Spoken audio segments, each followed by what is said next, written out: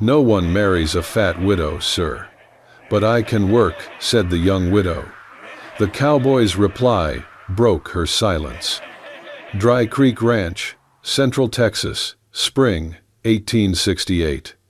The war had been over 3 years, but the land still looked wounded. Fences leaned like tired men. Trees stood stripped by past storms. And yet, under the cruel sun, the bluebonnets rose. Blue, bold, alive. They blanketed the dry hills like a reminder that beauty could still bloom from scorched ground.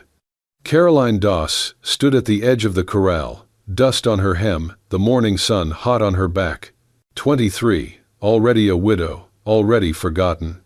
Her figure, soft and full, wrapped in a faded calico dress that had once been her mother's, now stitched and restitched to fit a body that fed itself on grief and survival.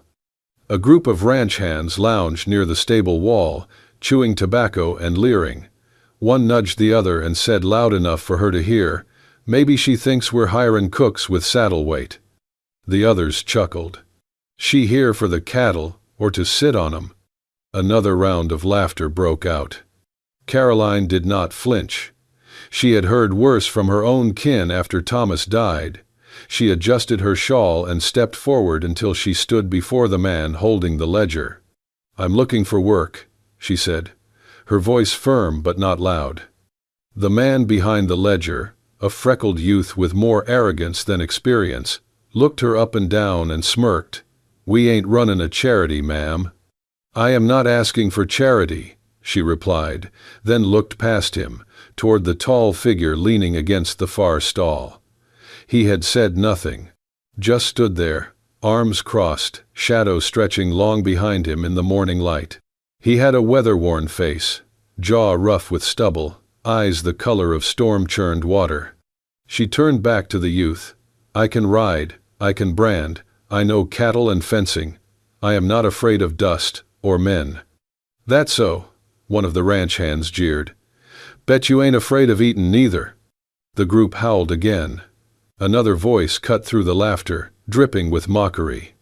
"Reckon she's not here for work at all, probably lookin' to find herself a husband." She held her ground, chin lifted. Then, slowly, she said it, calmly, like it was just fact. "No one marries a fat widow, sir, but I can work." The laughter cut short.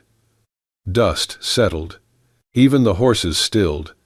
From the far end of the stable, the tall man pushed off the stall and walked forward. His spurs clicked once, twice, then silence again. He looked at her, long and clear. Not like a man measuring a woman's worth by her waist, but like someone reading a weather pattern in the sky. "You look like someone who's been through worse," he said quietly. "That's the kind of strong this place needs." No one moved. The air itself seemed to hold its breath. Caroline turned toward him. Their eyes met. For a long, quiet second, she did not see pity in his gaze, only recognition. As if he, too, had stood in rooms where he was not wanted.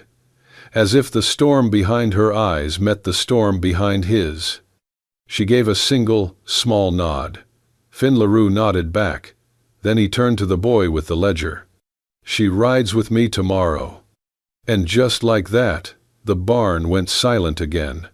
The first days were the hardest. No one told Caroline where the feed sacks were stored. No one helped her lift the branding irons. When she trailed too far behind driving cattle, the others made sure their jokes floated loud enough on the wind. "She's slower than molasses in a January freeze. Maybe she thinks them cows are cousins." She said nothing, just worked. Her hands blistered, her back ached, her dress was stained beyond salvation.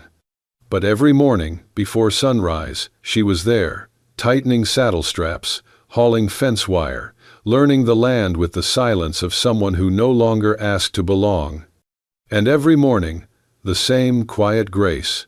Her rope coiled and hung neatly beside the barn wall, a full water skin resting by her saddle, and her tack cleaned and shaded beneath the oak tree near the corral.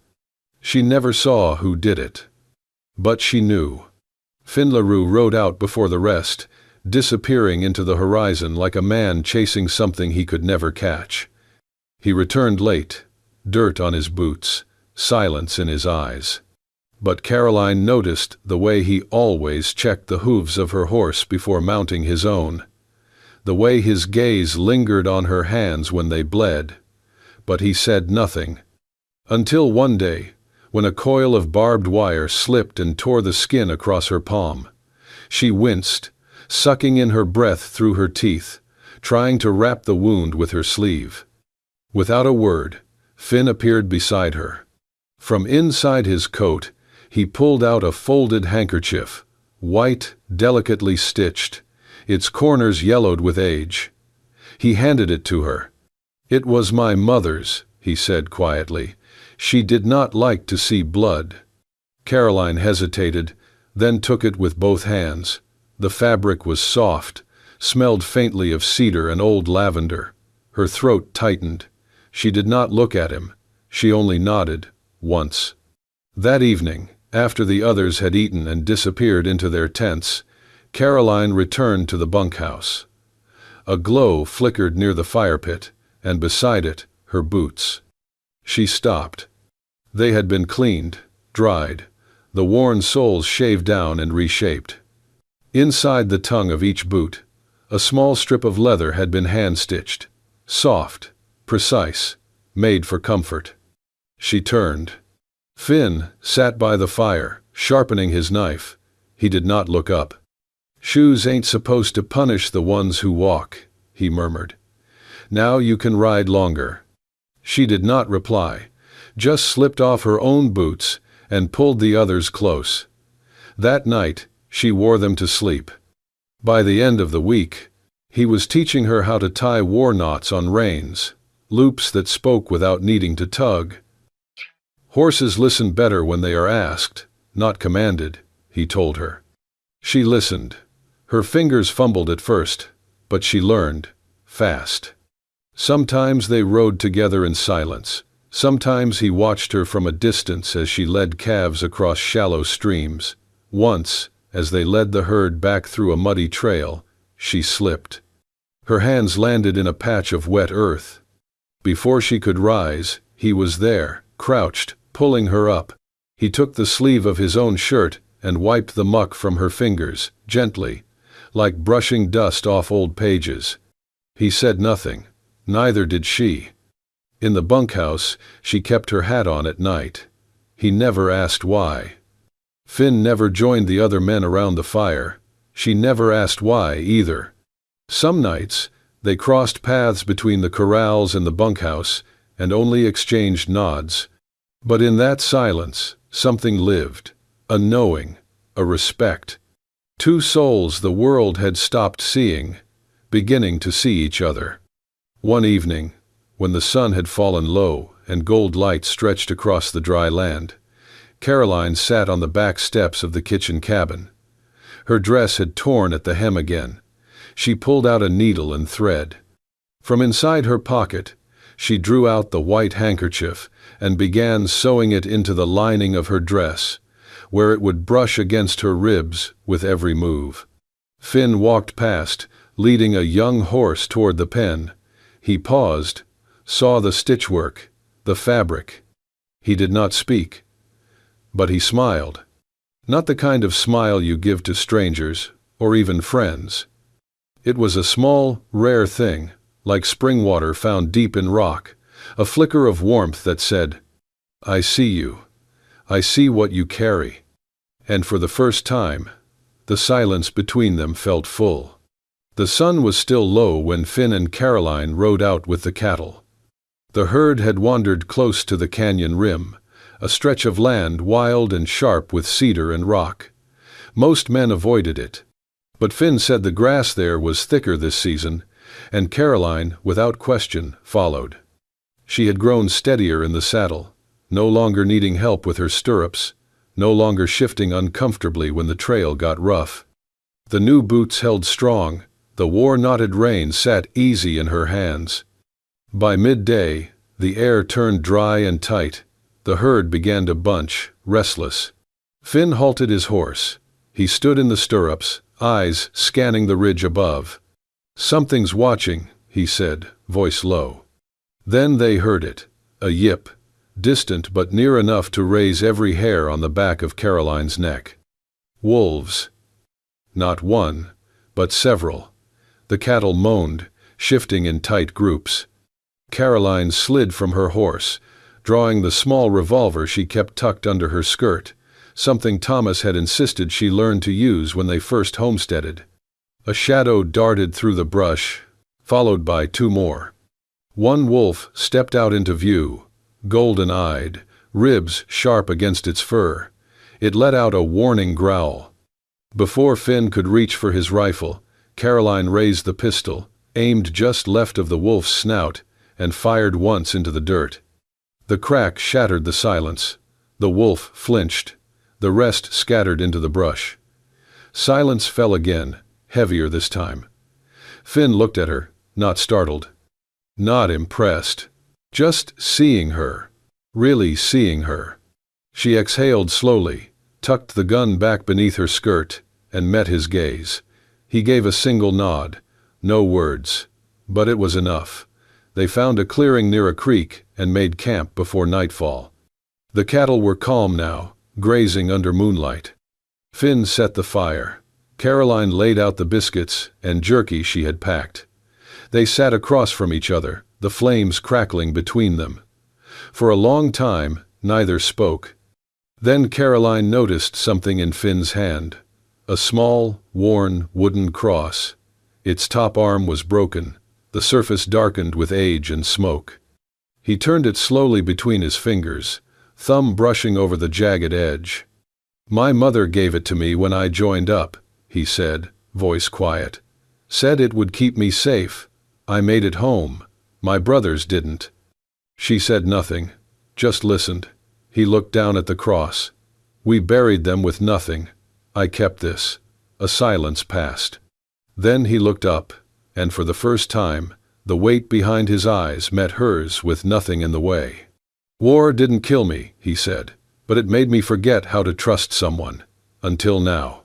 She did not reach for his hand, did not offer comfort. Instead, she broke her biscuit in half and slid it across the blanket to him. He took it, and they ate under the stars, the wolves gone, the cattle resting, the night holding a silence that felt less like absence and more like peace.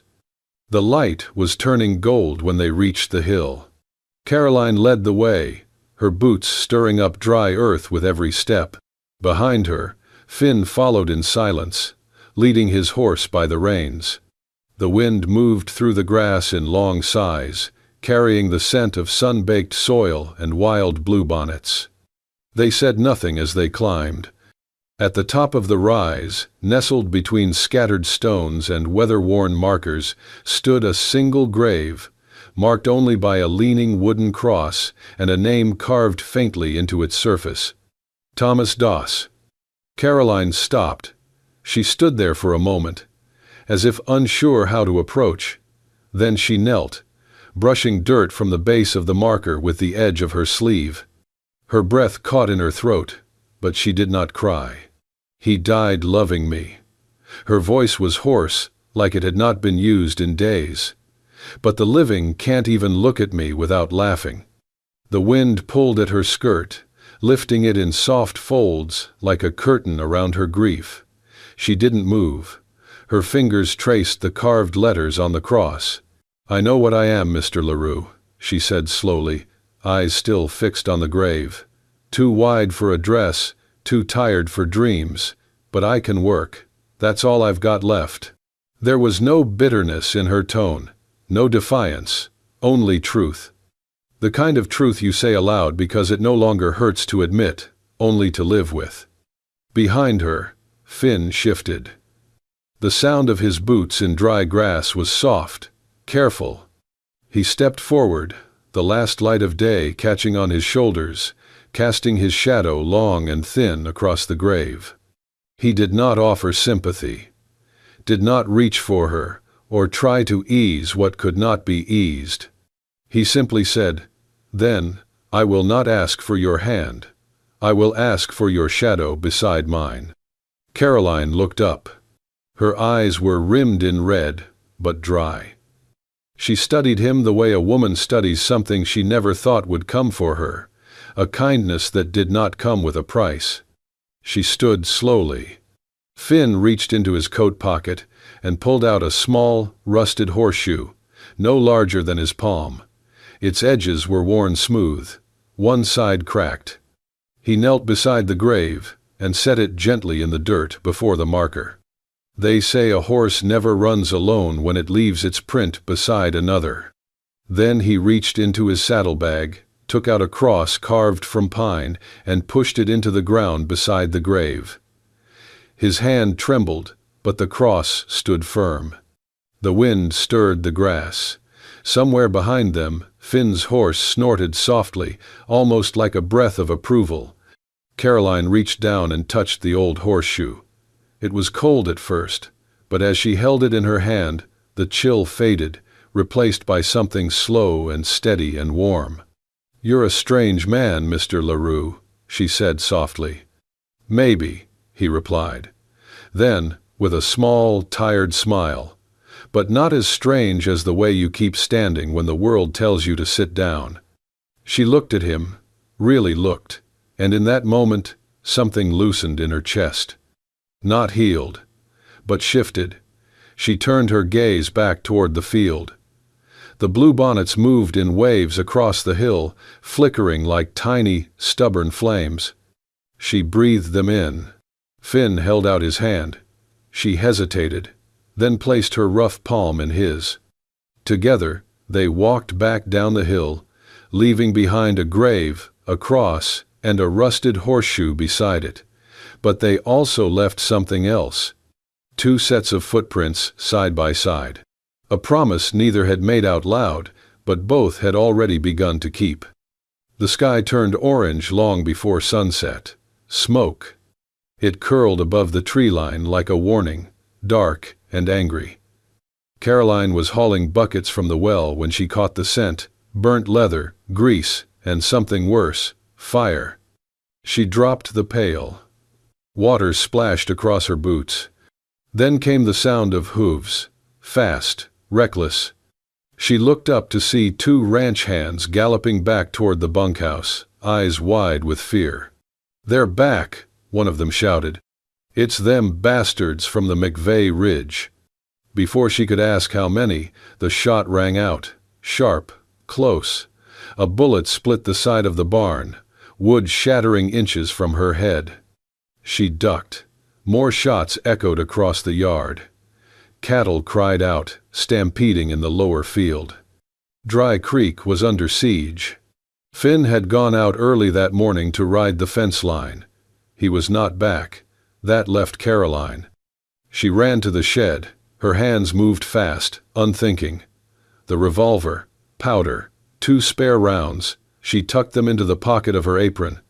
Outside, a group of men on horseback had already lit torches. The feed store was in flames.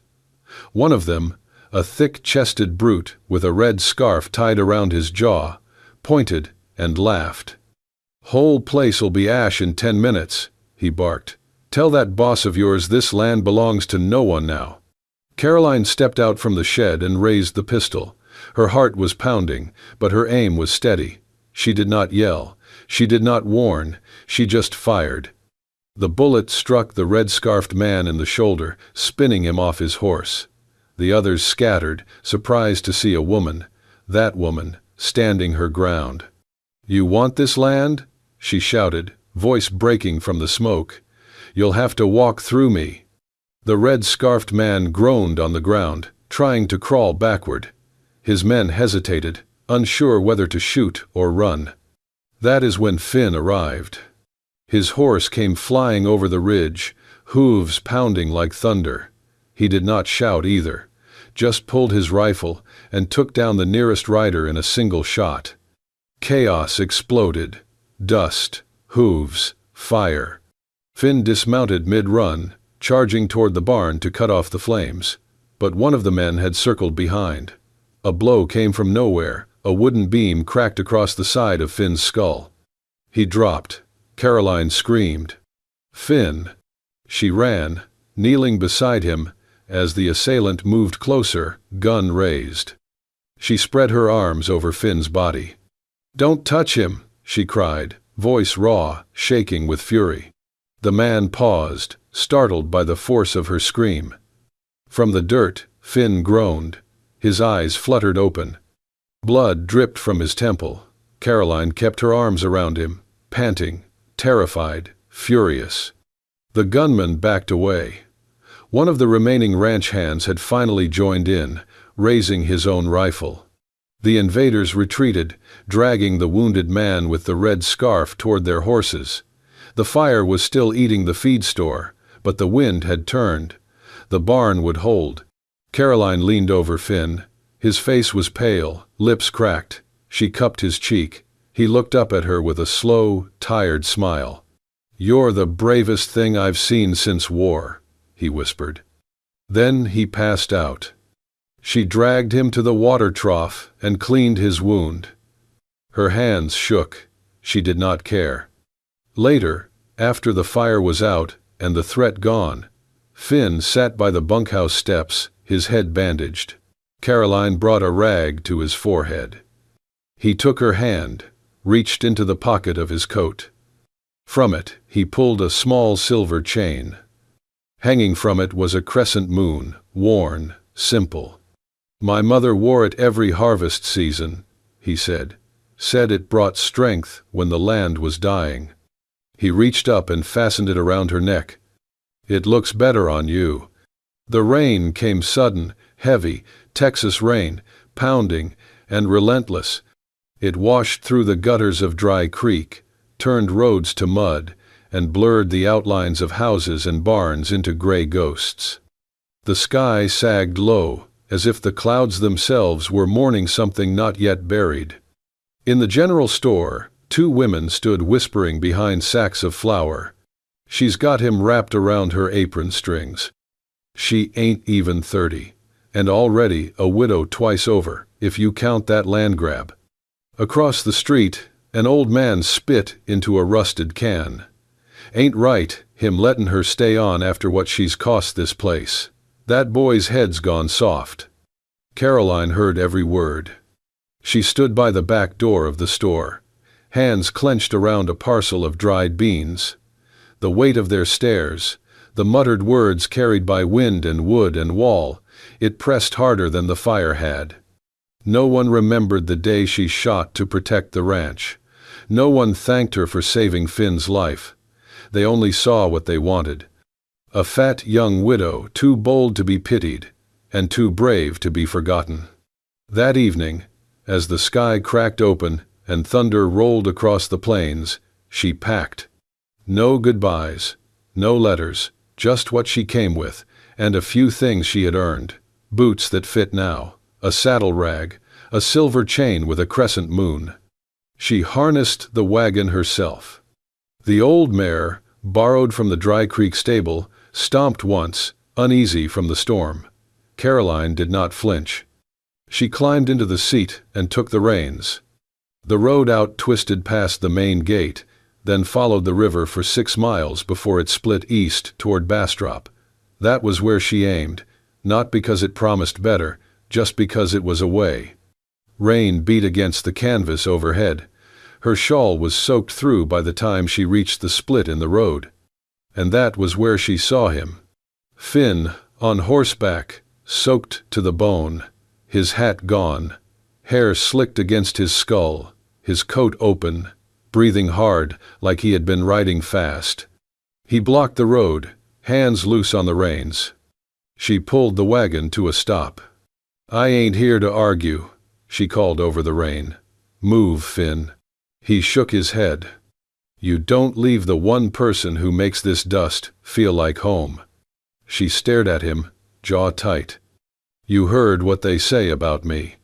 "I hear what they say about everyone," he said, "but I listen to you." Silence stretched between them, filled only by rain on canvas and leather and skin. Then he reached into the pocket of his coat. He pulled out a small square of fabric, wet now, edges frayed. He held it like it was something sacred. It was the handkerchief. The same one she had used weeks ago, wiping sweat and fear from her face after the wolf pack. He stepped forward and placed it in her hand. "I've carried this since the night we met the wolves," he said. "Thought maybe one day I'd give it back when I knew you weren't running anymore." Caroline looked down at the cloth. Rain rolled from her cheeks, but it was not clear if it came from the sky or somewhere deeper. She climbed down from the wagon, walked to him, close enough to see the cut above his brow that had not healed clean. She said nothing, just pressed the cloth to his chest, held it there, felt the beat of his heart beneath her palm. "I don't know how to stay," she whispered. "You don't have to," he said. "Just don't go." They stood like that, unmoving, while the storm raged around them, and in the mud beneath their boots, the water carved small rivers. But they held their ground. The fire began in the shadows. No one saw who set it. No one confessed. But by the time the smoke curled above the rooftops of Dry Creek, the flames had already swallowed half the chapel. It was the old church, the one Caroline had slipped into on her first month at the ranch, sitting on the last pew, hands clasped not in faith, but in fatigue. It was where she lit candles for Thomas, where she whispered words not even the wind bothered to carry. Now it burned like judgment. Children screamed, bells rang too late, men ran with buckets, but the wind worked faster, fanning flame across the wooden walls and roof like a devil's breath. Caroline heard the cry just as she reached the edge of town. A child, inside. Before anyone could stop her, she ran. Through smoke, through splinters. The heat blistered her arms, clawed at her skirt. The air bit at her lungs, but she pushed forward, following the sound. She found the boy under a collapsed beam, crying, but alive. 6, maybe 7, with eyes wide and wet. She lifted the wood with her bare hands, wincing as it burned her palms. She pulled him free, wrapped him in her arms, and staggered toward the doorway through a rain of ash. She emerged, coughing, her dress torn at the sleeves, hands blistered and blackened. Her hair, once tied back neatly, hung loose, half-singed, a halo of smoke and soot around her face. The child clung to her side. People stared. And then Finn was there. He galloped through the crowd, leapt from his saddle before the horse had stopped, and ran toward her. When he saw her, standing in the middle of the square, smoke curling around her shoulders like wings, the child still clutching her side, he stopped. His boots hit the ash-covered ground. He walked the last few steps, and then he dropped to his knees. Right there, before the whole town, before the whispers and the shame, the scorched chapel and the bleeding sky. He looked up at her, eyes shining not with tears, but clarity. "You're not too much," he said. "You're just enough, for me." Caroline blinked. Her lip trembled, but she said nothing, only held the boy tighter. Around them, the town fell silent. Then footsteps, slow, deliberate. A woman stepped forward, white hair tied in a bun, dress plain and old but clean. Her hands trembled as she approached, then steadied as she reached for Caroline's shoulder. She rested her hand there gently. "I was a widow once," the woman said, voice cracked but strong. "But I never dared live like you do." Caroline looked at her, really looked, and saw something in those eyes. Not pity, not approval. Understanding. The townspeople stood still. The fire was out now, but smoke lingered, curling through the air like something unsaid. Caroline looked down at Finn, still kneeling. She reached out and touched his cheek with her burned hand. He flinched, not from pain, but reverence. Then she turned to the child. "Come on, sugar," she whispered. "Let's find you some water." She walked forward.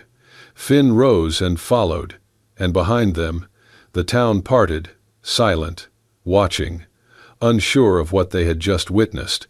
But something had changed, not in the fire, not in the chapel, in them. They never had a wedding. No white dress, no church bells, no cake sweet enough to make folks forget who she had been. And that suited Caroline just fine. Instead, they took hammers to the walls of her old homestead. The Doss Ranch had stood abandoned for years, windows broken, porch slumped, fields overgrown. But beneath the dust and rot, the bones still held. So did she. Finn rebuilt the fence posts. Caroline scrubbed the floors until the wood shone again.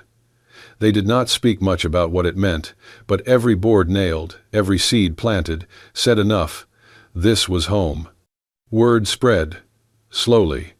First, a woman came with her niece, parents gone to illness, no kin to claim her. Then a boy with a twisted leg. Then 2 brothers, who had not spoken since the war, took their father. Caroline took them all in. She cooked for them, tucked them in at night, sat beside them on the porch with Thomas's old books, tracing the letters of the alphabet with patient fingers and quiet hope. Finn taught them to ride, to whistle sharp enough to bring the horses, to braid reins with soft leather and chew peppermint from his coat pocket. He never raised his voice, but they listened to him like he was carved from the very land they stood on. They called her Miss Caro. They called him Mr. Finn, or sometimes just Boss, depending on the mischief. And no one in town called her the widow anymore. One afternoon, as the sun leaned low across the fields, Finn sat on the porch whittling a bit of pine. A reporter from Austin, passing through, stopped to ask questions about the new orphan home being built on the edge of town. He asked Finn, almost offhand, why her? Of all the women, why Caroline Doss? Finn looked up from his carving, gaze drifting across the yard. Caroline was out in the field, her hair loose in the breeze, laughing as she chased the smallest boy between rows of corn. The bluebonnets swayed all around her, stubborn and bright. He smiled. Because where others saw a widow, he said, I saw a wildfire. That night, when the children were asleep, Caroline found that pine carving on her pillow. It was a horse. Small, unfinished, but full of motion, like it could run. She held it to her chest and closed her eyes. The next morning, the fields burst blue again. Bluebonnets, thick as oceans, rolling with the wind. The children ran through them, chasing each other barefoot, voices high and free. Caroline stood at the edge of the porch, shawl over her shoulders, hair tugged loose by the breeze. She watched them. Hers, now. No longer just the woman they whispered about, not a burden, not a widow, but a home, a fire, a story rewritten in dust and bloom. Thank you for riding with us through this story of grit, tenderness, and a love that refused to be buried beneath shame or silence. If Caroline Doss and Finn LaRue's journey moved you, if it made you feel the dust of the old frontier and the fire of a love that defied every scar, then don't let the story end here. Hit that like button to let us know you believe in second chances and fierce, quiet hearts. Subscribe to Wild West Love Stories for more unforgettable tales from the untamed American frontier, where bullets missed but hearts didn't. And remember, sometimes the strongest love grows from the softest, most stubborn roots. We'll see you on the next trail.